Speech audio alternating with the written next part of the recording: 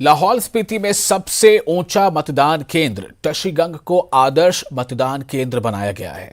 इस मतदान केंद्र में 30 पुरुष और 33 महिलाएं अपने मताधिकार का इस्तेमाल करेंगी।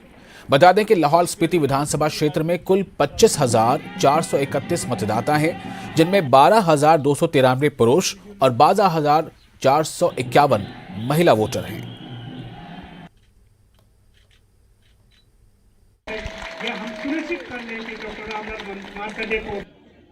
लाहौल स्पीति विधानसभा क्षेत्र में चुनावी बिगुल बज चुका है और रण भी सज चुका है। अब क्योंकि अब जिस प्रकार से जो है नॉमिनेशन हो गया है बीजेपी और कांग्रेस पार्टी के प्रत्याशियों की, अब सरगर्मियां भी चुनाव को लेकर तेज़ हो गई है। मैं यहाँ पर इस समय जो है जालमा में हूँ और ये लाहौल का सेंट्रल पॉइंट भी कहा जाता है।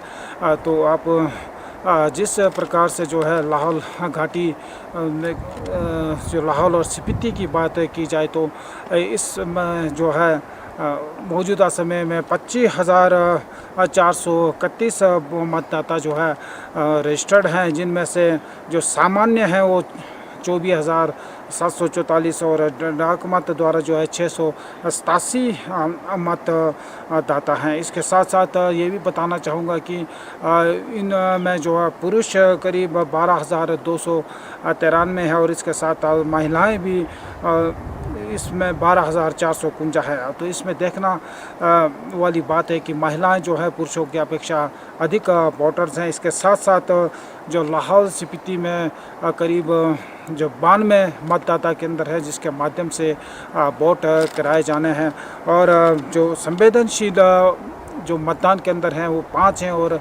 एक अति संवेदनशील मतदान केंद्र बनाया गया है।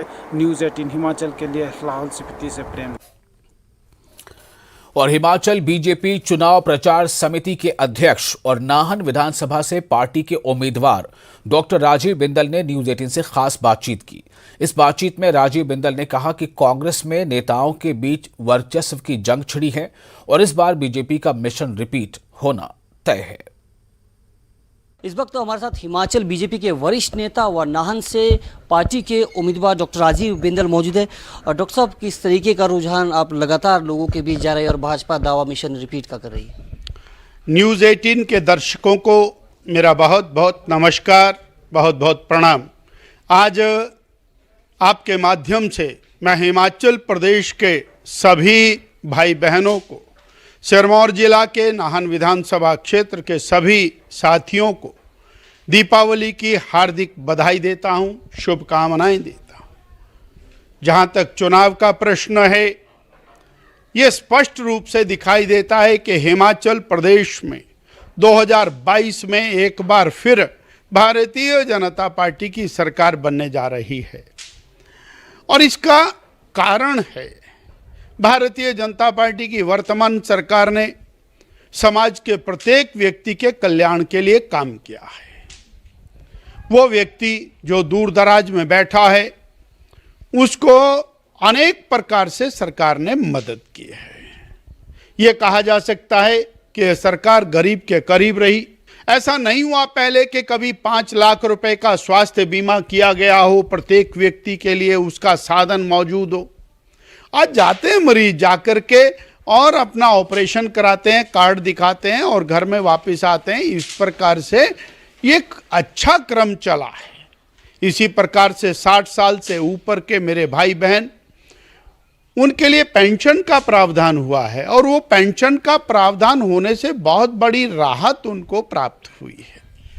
125 यूनिट तक जीरो बिल, ये बहुत बड़ी नेमत है, बहुत बड़ी देन है।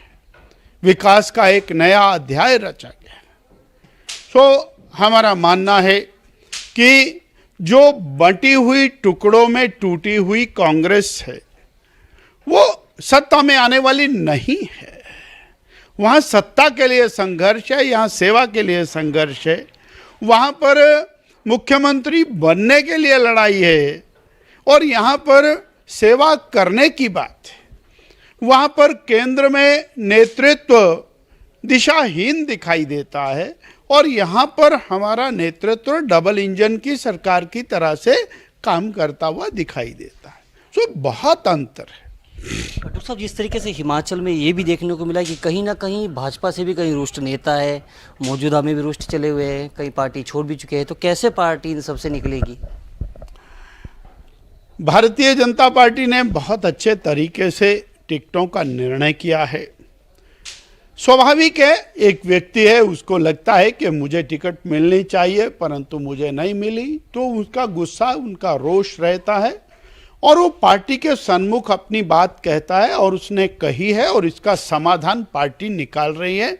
मुझे लगता है आप देखते जाइए, 29 तारीख तक ये सारा समाधान हो जाएगा और उस समाधान के साथ पार्टी पूरी ताकत के साथ चुनाव मैदान के अंदर उतर रही है और एक बार फिर सरकार बनाएगी। वो जो बात कही है, एक बार बीजेपी एक बार कांग्रेस, वो रिवाज अब बदल करके रहेगा, ये निश्चित है। पेयजल योजना को लेकर हमने उनसे सवाल पूछा था कि उनका कहना ये था कि वीरभद्र सरकार के समय में स्वीकृति हुई थी और बीजेपी ने जानबूझकर पेयजल योजना का जो कार्य था उसको रुकवा दिया था। भारतीय जनता पार्टी के पूर्व मुख्यमंत्री माननीय प्रेम कुमार धूमल जी, पूर्व आईपीएच मिनिस्टर रविंदर सिंह रवि जी का शिलान्यास का स्टोन नाहन के अंदर लगा हुआ है, वो भी उनको दिखाई नहीं देता। जो पैसे और 52 करोड़ रुपए की सैंक्शन आदरणीय धूमल जी बीजेपी की सरकार दे करके गई, वो दिखाई नहीं देता। मैं ये कह रहा हूं कि भ्रमित करके लोगों को दिग्भ्रम करने की कोशिश कर रहे हैं। 60 पुलों पर काम किया, 60 पुल और बनाने हैं। अरे आपने क्या किया?